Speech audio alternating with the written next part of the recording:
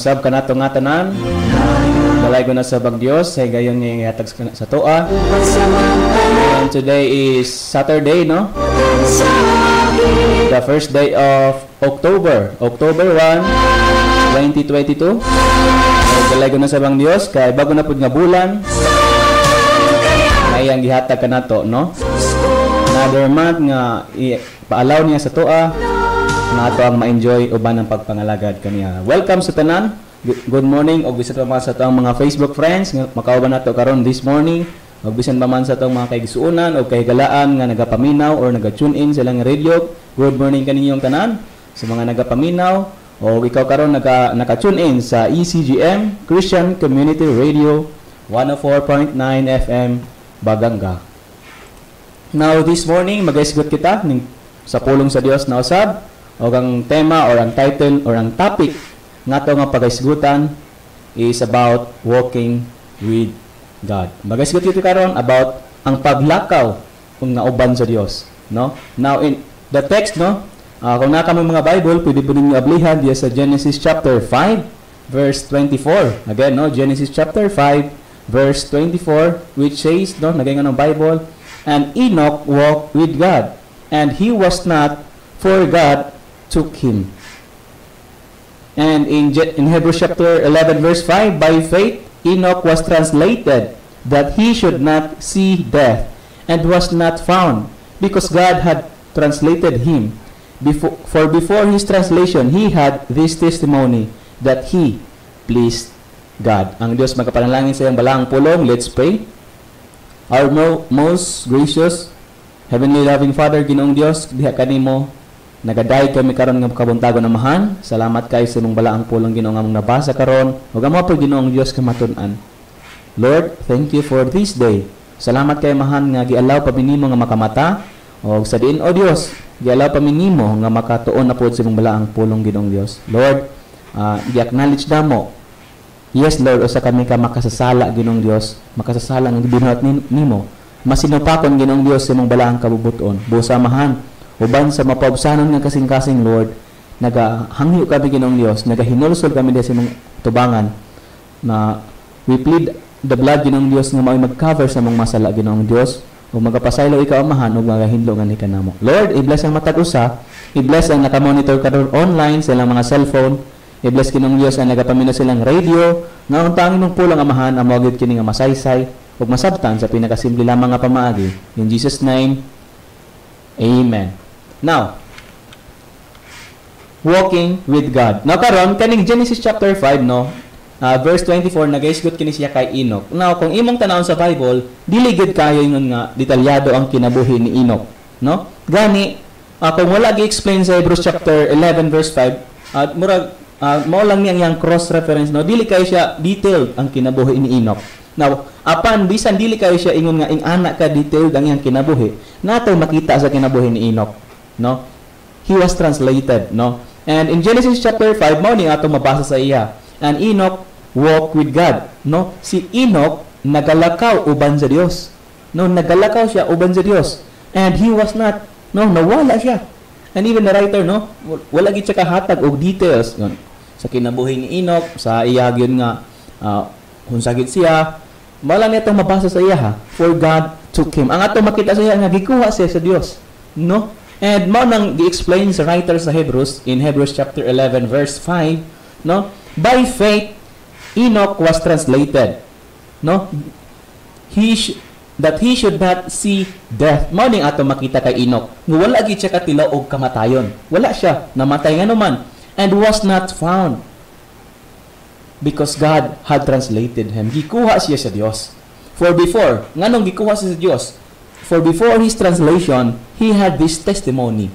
No, unsa man di ay ang testimony ni Enoch. No, nganong gi-translate man siya sa Ginoo, nganong wala siya katilaw og kamatayon. Ngano man? Because he pleased God. Mao nang ato makita sa kinabuhi ni Enoch higala nga nagakinabuhi siya nga kana bitawng kinabuhi nga makalipay sa Dios. Mao nang iyang ato makita sa iya kinabuhi nga siya nagalakaw uban sa Dios. Walay desisyon sa iyang kinabuhi nga wala gid niya gipartner ang Dios. Giuban gid niya ang Dios. No, mao nang ato makita sa kinabuhi ni Enoch. walking with God. O karon atong hisgutan, paano man ta maglakaw kauban sa Dios? Sa unsa man nga pamaagi nga kita nga mga Kristohanon makalakaw uban sa Dios, no? Now, number one, we have by walking in newness of life. Man ang pinakauna as a Christian nga principle nga makita sa pulong sa Dios nga in order to walk with God, kung gusto ka nga maglakaw uban sa Dios, kung gusto ka nga i-partner nimo ang Dios, kinahanglan nga ikaw usab magalakaw diha sa kabag-uhan sa kinabuhi. The newness of life. In Romans chapter 6, verse 4, nakaingon ng Bible, therefore, we are buried with Him by baptism into death, that, like as Christ was raised up from the dead by the glory of the Father, even so, we also should walk in newness of life. Higalig suon, nagaingon ang writer sa nining book of Romans, no, specifically in the verse number 4 of chapter 6, no, na therefore, we are buried with Him by baptism into death. And ang comparison sa ito, ang paglakaw sa itong kinabuhi, ingon siya, like as Christ was raised up from the dead by the glory of the Father, sama nga si Kristo, no, ning bangon o nabanhaw from the dead by the glory of the Father, even so, we also should walk in newness of life. Higala, giluwas ta sa Dios, no? O dili lamang giluwas ta niya sa silot sa atong sala, mao nang doon na natay kasiguruhan, no? Naluwas na ta sa impyerno.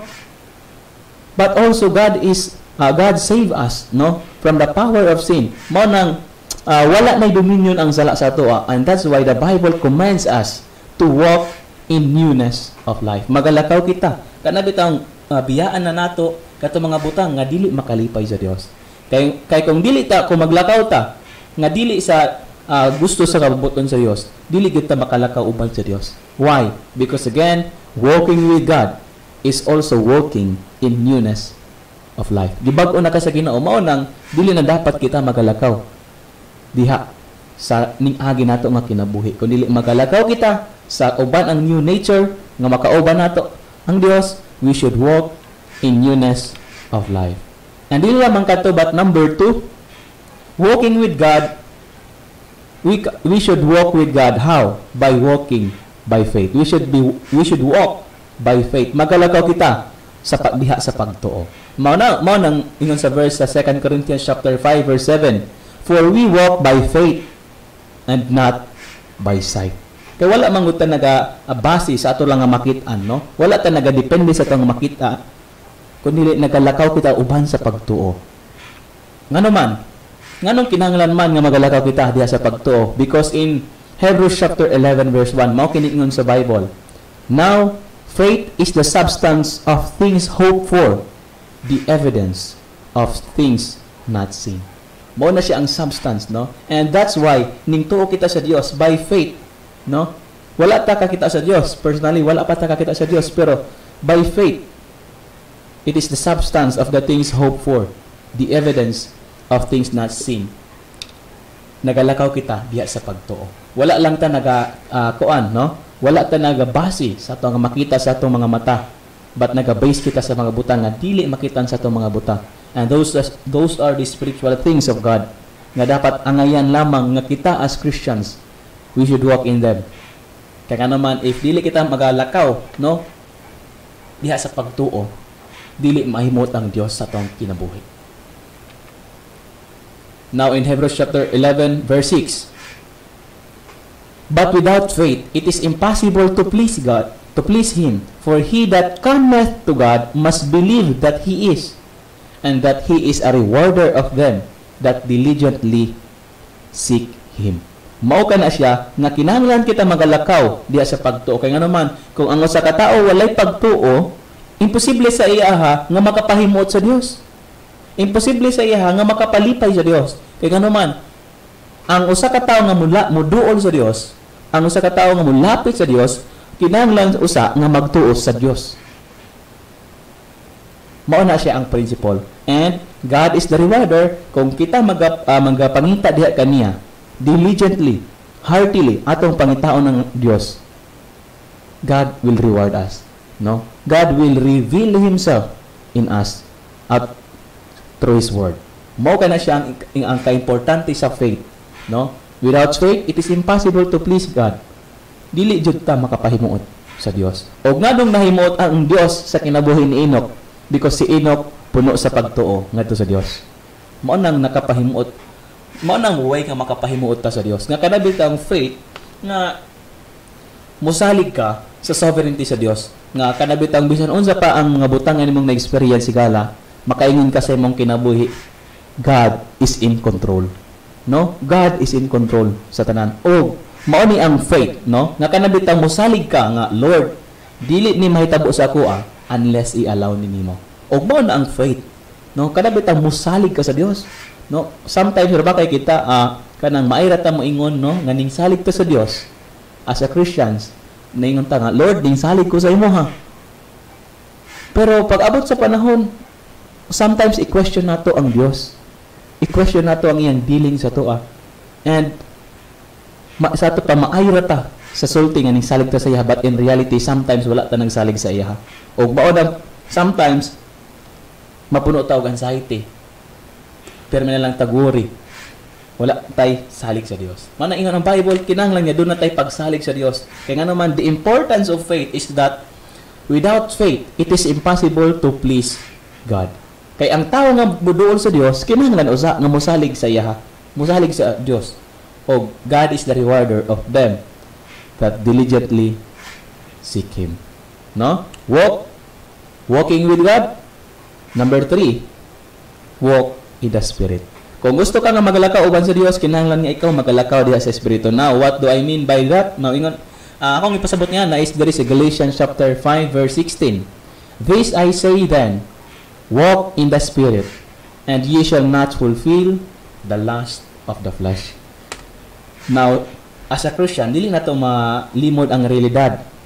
Ang realidad nga, dili pa ta saved sa very presence of sin. Of course, we are already saved from the dominion of sin, from the power of sin, but we are not saved from the presence of sin. And ang saya akong ipasabot niya na, ang akong ipasabot is, mauni, naapatan ni nga flesh. And, dili ta makalikay, or di na ito maiwasan ang mga temptations sa ito nga flesh. Kaya nga naman, naapatan ni nga flesh. And however, nayo sa quotation nga nagaingon, no, we can't stop bird from flying over our head, but we can stop them from creating nests upon it. No, dili naman nato na mapugnan nga ang kuan, ang mga langgam, no, mga lupad-lupad ibabaw sa tong ulo, pero kaya nato pugnan nga sila makahimo na og pugaran sa tong ulo. And maupod na siya na ay temptation sa taong kinabuhi. O nga naman, sometimes mo give in ta sa temptation sa flesh, it is because sometimes we are not walking in the Spirit. We are not walking in the ways of God. And that's why we fulfill the lust of the flesh. Mao nang nakaingon ang pulong sa Ginoo sa Galatians chapter 5 verse 16. Now, if you have this same problem, I recommend, no, you should memorize this verse, Galatians chapter 5 verse 16, kay makatabang ni sa imo ha. Walk in the Spirit, and ye shall not fulfill the lust of the flesh. But ipasabot, you have to walk in the ways of God. You have to walk, no? Buhaton nimo ang mga spiritual nimo nga mga activities. Go to church, no? Read your Bible, pray, and by doing the spiritual things of God, you will not fulfill the lust of the flesh. Why? Kung say proof niya na, itry ra gud daw. Testing If you are walking in the Spirit, no? For example, naka sa simbahan, nasa nakapalibot sa imo ang imong mga kaigsunan sa pagtuo. Kaya ba nimo manigarilyo diha sa simbahan? Kaya ba nimo mo inom og mga makahubog nga ilimnon diha sa iglesia? Dili. Kaya nga naman, you are there, no? Naka sa spiritual nature, naka sa spiritual environment. And that's why, if you are walking in the Spirit, you will not fulfill the lust of the flesh. No? Dili ka makabuhat sa mga butang nga dili makalipay sa Dios if you are walking in the Spirit. And nga naman yun, nga gifulfill nato ang lust of the flesh, it is because sometimes we do not walk in the Spirit. Wala ta nagabasa sa tong Bible, no? Daghan na kay abog. Wala gid nato gipakli ang Bible. Sometimes once a week ra nato gipakli. No, pagsimba lang tuwing every magabasa ang leader, no? Ang worship leader magaingon nga, please open your Bible. Ay hapata ka open ng Bible sometimes.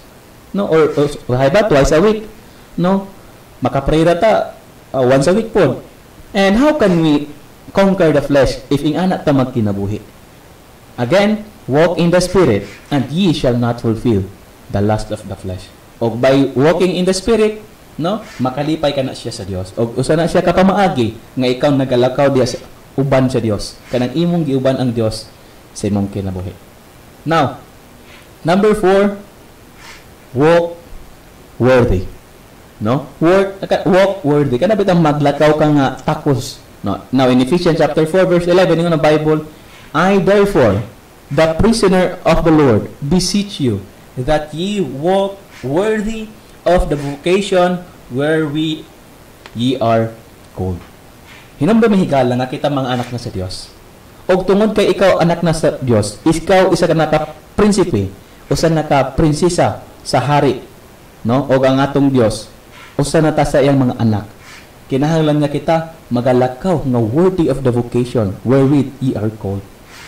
Higala, anak na ta sa Dios. Og dapat kay tungod kay anak naman ta sa Dios, naluwas naman ta, we have to walk worthy, no? Kana bitang dili na ta mo give in sa mga butang nga ginabuhat sa kalibutan. Now, number 5. Walking with God, how? By walking in love. Kana bitang maglakaw kang nga adunay gugma, no? Adunay gugma. Now in Ephesians chapter 5 verse 1 and 2, ingon siya, be ye therefore followers of God as dear children, and walk in love, as Christ also hath loved us, and hath given himself for us, an offering and a sacrifice to God for a sweet-smelling savor. Now, take note the word, walk in love. Nganong kinahanglan man ta maglakaw diya sa gugma? Ang rason naara sa verse ingon siya, kay sama nga si Kristo nahigugma sa tuwa. O gihatag niya ang iyang kinabuhi, ang iyang kaugalingon, isip o sa kahalad o sakripisyo ngadto sa Dios, no aron ikaw makaangkon og kaluwasan. Tungod kay gihigugma ta sa Dios, no? Tungod kay gipakamatyan ta ni Kristo Jesus, gipalangga ta niya, gisacrifice niya niyang kaugalingon, manang dimanduan ta niya na kinahanglan kita maglakaw diha sa gugma. And by the way, just to clarify, no, ako alang nga i-clarify nga walking in love, kaning love nga word, I know, usa ni siya sa mga most overused or gi-abuse nga word in the English dictionary, no? Gi-abuse ni siya nga word. Now, lahi ang definition sa kalibutan, sometimes sa love. Now, take note, ang love sa kalibutan is mo compromise na sila, mo tolerate. Mo na ang uban, labin na, no? For example, na ay mag-uya. No, moingon na siya, kung nahigugma ka sa kuha, in-ani, no? Kung higugma ko nimo, dapat dawaton nimo kung unsa ko. Kung gihigugma ko nimo, dapat dawaton nimo kung kinsa ko. Kung ipalahubog ko, kung nahigugma ka sa kuha, dapat imuha kong dawaton. But dili na mao ang love nga gisgutan sa Bible, higala. Kay ano man ang gugma nga gisgutan sa pulong sa Dios is dili na siya malipay sa dautan. Walay toleration, walay compromise na may tabo. Kaya nga naman, ang gugma sa Bible is mao ni. Kung mali, i-check. No? Mao na siya ang pulong sa Ginoo. Kay ang mali, ang tama is tama. And we need to walk in love. And ang love o ang truth, no? Dili na sila magbulag. O ang love, dili na siya malipay. Manaingon sa kalimutan sa 1 Corinthians chapter 13, I think, no? Diha ni mo makikita ang definition sa love. Ug mao na gikumanta sa Bible, gisugot ta sa pulong sa Dios. We need to walk in love. Sa mga sa Kristo Jesus na higugma sa atoa. Now, number 6, not just walking in love, but also walk circumspectly. Walk circumspectly. Now, unsa man ning word nga circumspectly? Kanang word nga circumspectly, kanagong aware ka ba sa magiging effect nini? Kanang aware ka nga kung buhaton nako ni. Imo dai na siya nga kuan, mag-look forward ka kung buhaton nako ni. Unsa man ang magiging effect niini? Number 1, makalipay ba ni siya sa Dios? Number 2, maging blessing ba ni siya sa mga tao nga nakapalibot sa kuha, no? Mana sa Ephesians chapter 5 verse 15 and 16 ingon ang Bible, see then that ye walk circumspectly, not as fools, but as wise. Kinahanglan niya kita maglakaw nga mabinantayon, dili sama sa mga buang, kundi sama sa mga maalamon. We need to walk circumspectly. Nga kanabitaw, dili ta magpadalos-dalos, dili ta magpataka og lakaw, no? Kundi maging mabinantayon kita, mahimo kitang maging maalamon kita. Now in Ephesians chapter 5 verse 16, redeeming the time because the days are evil. Now, higala mo sugod ka sa dili, ang atong kalibutan, wala gid na siya nagaka-improve. Kung dili ang atong kalibutan, nabaliktad. No? Nagakadaot yun siya. Kung imong tan-awon ang sistema sa atong kalibutan, no? Wag yun siya nagakuan. Murag, nagakakuan gid siya na ang tama mahimo ng mali, o ang mali mahimo ng tama. O ang problema pag yun, kumustan ka sa tama, no? Kumustan ka sa insakto, kumubarog ka sa kamatuoran, mahimo na kang hate speech, tawgon kag hate speech, KJ. But we have to redeem the time because the days are evil. Og mao ka na siya ngingon sa pulong sa Dios nga sa kadugayan nga magkakadugay, ang mga tawo mo reject na sa pulong sa Dios. Ang mga tawo mo reject na mismo sa Dios. And that's why we need to walk circumspectly sa tong Christian life. And lastly, walking with God. Number 7, walk in the light. In 1 John chapter 1 verse 7, makiningon sa pulong sa Dios. But if we walk in the light, as He is in the light, we have fellowship one with another, and the blood of Jesus Christ, His Son, cleanseth us from all sin. No? Kay anak naman ta sa Dios. And remember, nga ang atong amahan is kahayag. Ang Ginoong Jesucristo, kahayag siya. And that's why we ought to walk in the light. Kaya nga naman, He is in the light. We have fellowship one another, and the blood of Jesus Christ, His Son, cleanseth us from all our sin. Nga kung kita ko no? Mo kay nangingon sa pulong sa Ginoo.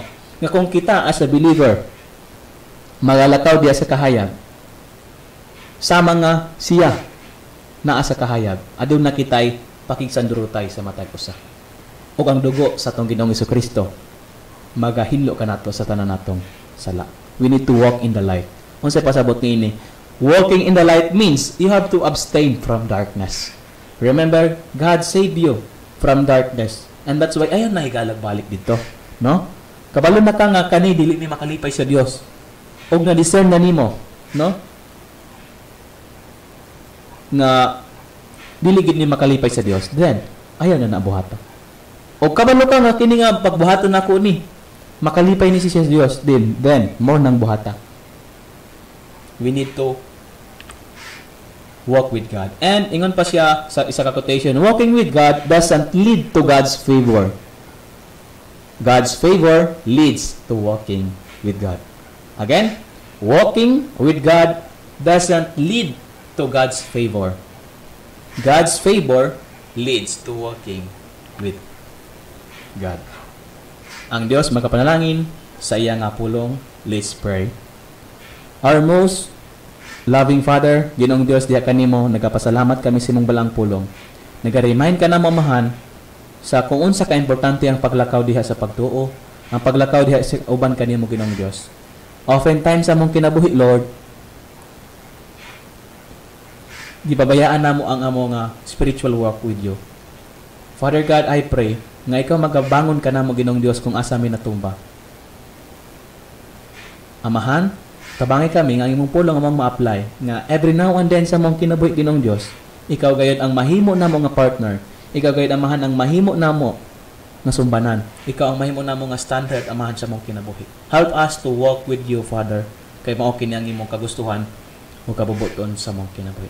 Amahan, salamat sa imong balahang pulong, panalagin ni ang matag usa nga nagapaminaw niini. Kani among giampo, gipasalamatan in Jesus name. Amen.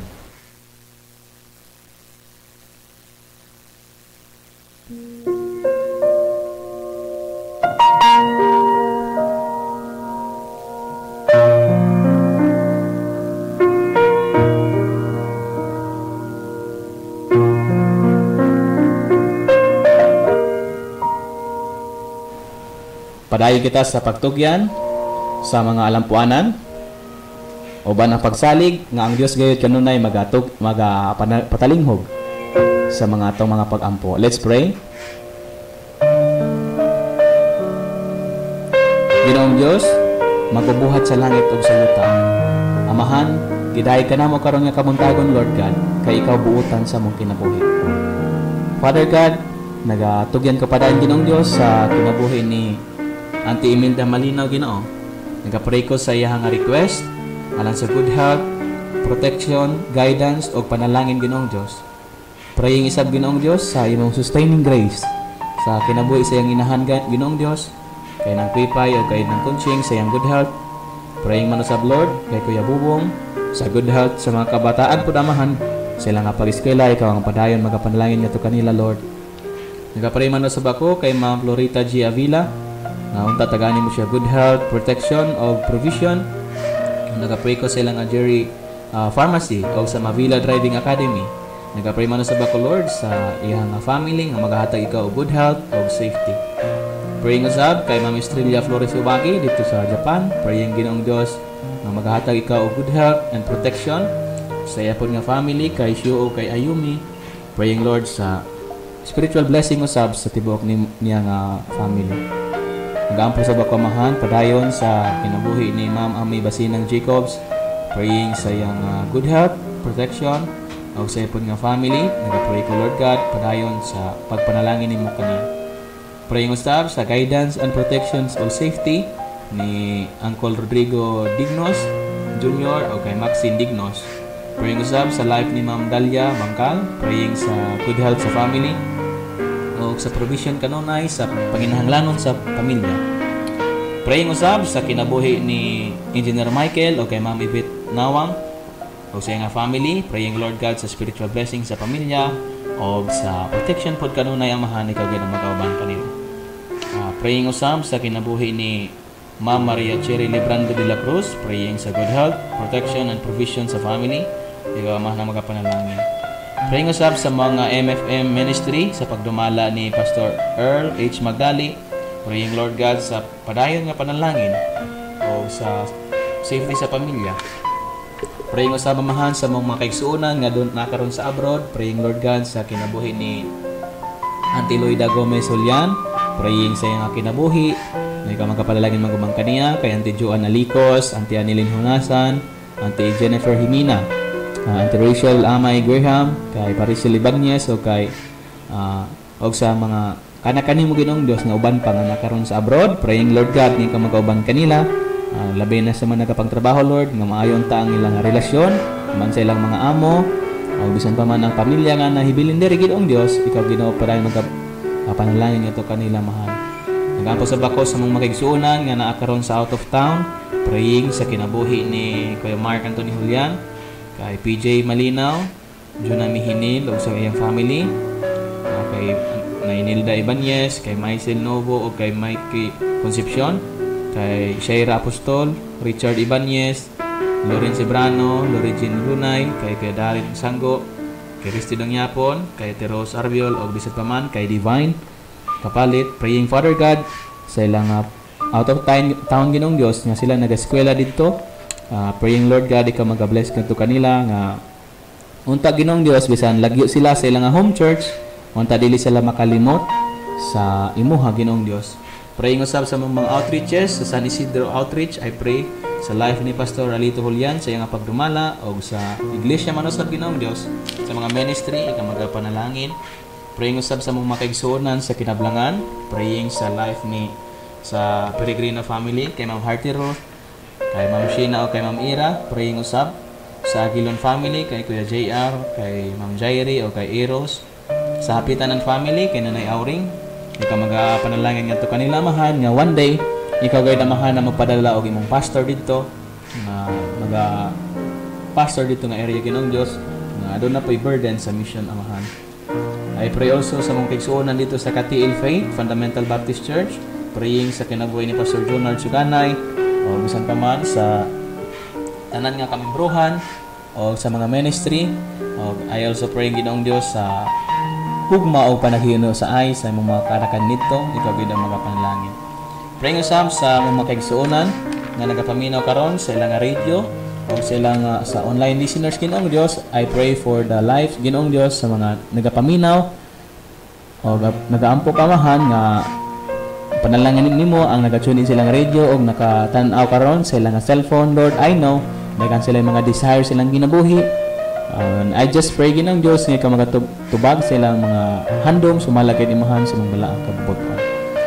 Nagapray sa bako sa lain pang mga radio and online ministry preachers, praying kay Pastor Ipapra Sacar sa Dumaguete City, Pastor Ronnie Catanos sa Sambuanguita Fundamental Baptist Church, kay Pastor Panuel Sabada sa Cebu, kay Pastor Leoncio Arabilo sa Cagayan de Oro City, Pastor Novi Nasipo sa Banay Davao Oriental, Pastor Alex Balgos sa Makati City, Pastor Erwin Parin sa Valencia Bukidnon, Pastor Hill Fernandez, Pastor Mon Gomeri, Pastor Jennifer Arnibal, Pastor Pedro Itabag, Pastor Arnel Mides, Pastor Jasper Ruiz. Pray amahan sa mga uban pa sa tanan amahan nga nag-engage sa online o radio ministry.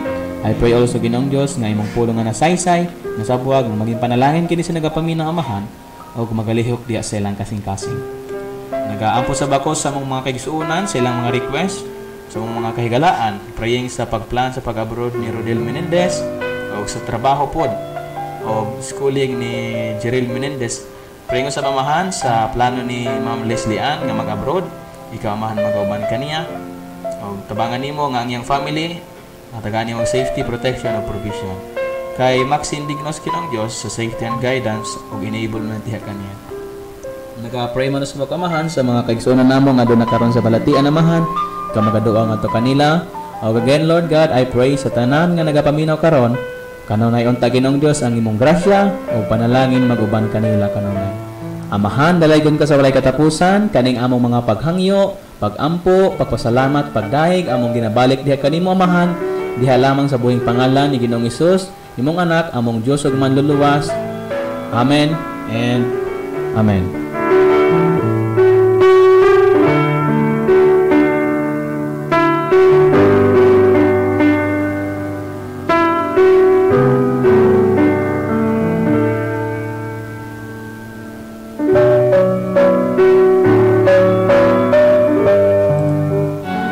Karon no, before ako magapanamili, tuguti ako sa pagtimbaya sa mga nakauban nato karon sa live. Oh Lord, I come before your throne. Nga nakaroon sa comment section. I find rest in your presence and fullness of joy. In worship and wonder I behold your. Salamat sa Dios sa tanan og salamat Lord kay nakamata pa kita karon nakabuntagon. Thank you Lord kay we will walk with you. Good morning sa tanan and God bless. Igan ka to kay Ma'am Jinky Indoyon. Good morning. Greetings from Estrella Flores Iwaki from Chiba, Japan. Good morning, ma'am. Ang Diyos magapanalangin kanimo. Good morning and happy watching us up diha kay Auntie Loida Gomez Julian dito sa Singapore. Good morning, te. Lord, I come before your throne. Amen. Thanks for God's word. Have a nice day ahead. Greetings from Amor Leslie Ann.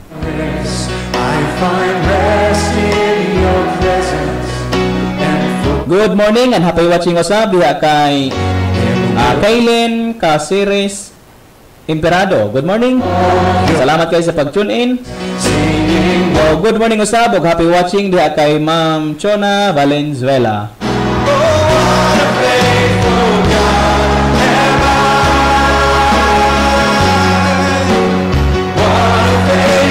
Good morning usab and happy watching kay Sir Samuel Escueta.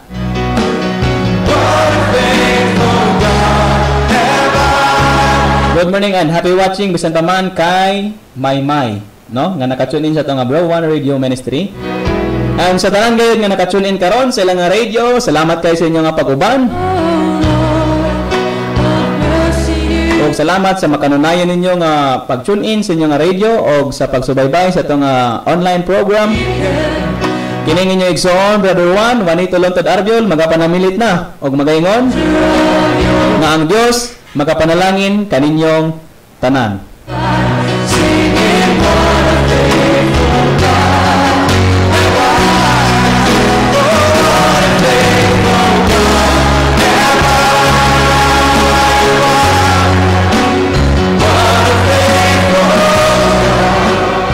This program is sponsored by MYMS Apartel and Water Refilling at Mangwak Lukud, Paganga, Davao Oriental. For orders, just call or text on 0917-1572-090.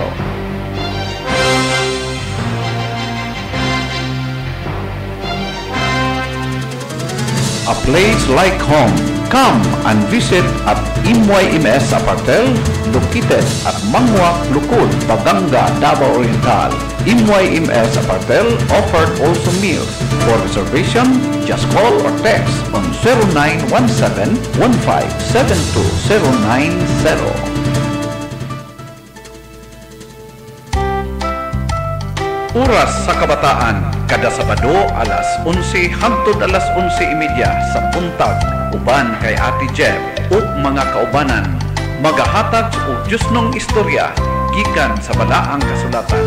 Dinhi lang sa ECGM Christian Community Radio 104.9 FM.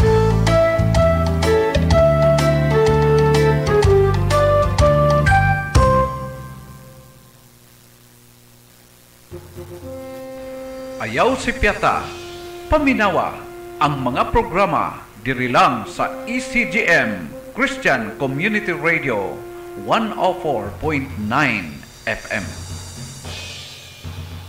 A day challenge to only listen to Christian music. It's a life-changing. Listen nothing but Christian music for all days. Only in ECGM Christian Community Radio 104.9 FM.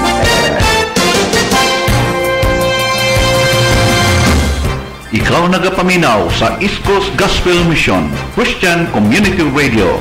Nagsibya sa maayong balita alang sa kaluwasan diha kang Hesus Kristo lamang. ECGM Christian Community Radio 104.9 FM.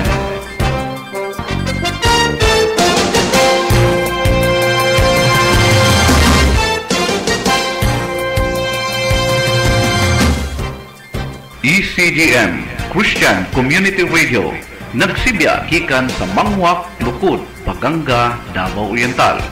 ECGM Christian Community Radio 104.9 FM.